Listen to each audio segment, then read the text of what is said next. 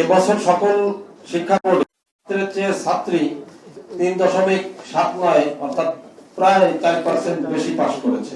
কুমিল্লা বোর্ডের 63.6, যশোর বোর্ডে 73.69, চট্টগ্রাম বোর্ডে 72.07, বরিশাল বোর্ডে 56.38, সিলেট বোর্ডে 68.57, দিনাজপুর বোর্ডে 67.03, ময়মনসিংহ বোর্ডে 58.22 এবং আমাদের এই 9 বোর্ড সাধারণ শিক্ষা বোর্ডগুলোর গড় হচ্ছে পাশের হার 68.04%। এরপর আছে মাদ্রাসা শিক্ষা বোর্ডের আলাদাভাবেই তাদের পার্সেন্টেজ পাশের হার 68.09%, কারিগরি শিক্ষা বোর্ডের পাশের হার 73.63 এবং এই 11টি বোর্ডে 9টি সাধারণ এবং 2টি বিশেষ বোর্ড, এই 11টি বোর্ডের মোট পাশের হার গড় পাশের হার 68.45। এই হলো আমাদের সামগ্রিক ফলাফলের জায়গাটি। আমি আর কয়েকটি উল্লেখযোগ্য দিক আমি এখন আপনাদের কাছে তুলে ধরছি।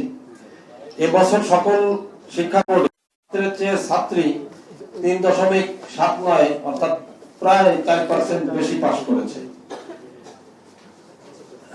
এবং 8,200 জন ছাত্রী বেশি সংখ্যায় জিপিএ পেয়েছে।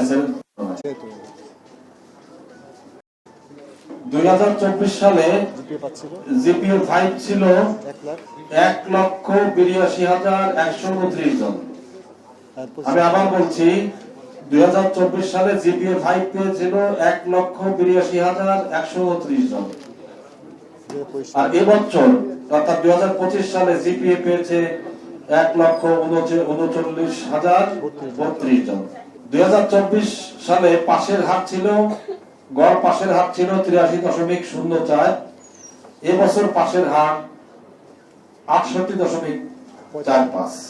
গতবারের তুলনায় আগের বিগত বছরগুলোর তুলনায় কিন্তু আমরা কোনো ওরকম কোনো লক্ষ্য নিয়ে টার্গেট আমাদের ছিল না যে আমরা পার্সেন্টেজ এত করব, কি জিপিএ এরকম কমাবো, কি বাড়াবো, এরকম কোনো টার্গেট নিয়ে আমাদের এই মিশনে আমরা যাত্রা করিনি। আমাদের মিশন ছিল যে পরীক্ষাটি সুন্দরভাবে সম্পন্ন করব। পরীক্ষা কেন্দ্রগুলোতে যেভাবে পরীক্ষা হওয়ার কথা আমরা সেভাবে পরীক্ষাগুলো নেওয়ার চেষ্টা করেছি, আপনারা তার সাক্ষী। আমরা চেষ্টা করেছি প্রশ্ন আউট হবে না এবং এমন ভাবে মানুষ করবে জিনিসটা যে গুজবেও কান দেবে না, সেরকম একটি পরিবেশ আমরা লক্ষ্য করেছি। আপনারা হয়তো লক্ষ্য করছেন কিনা আপনারা বলবেন।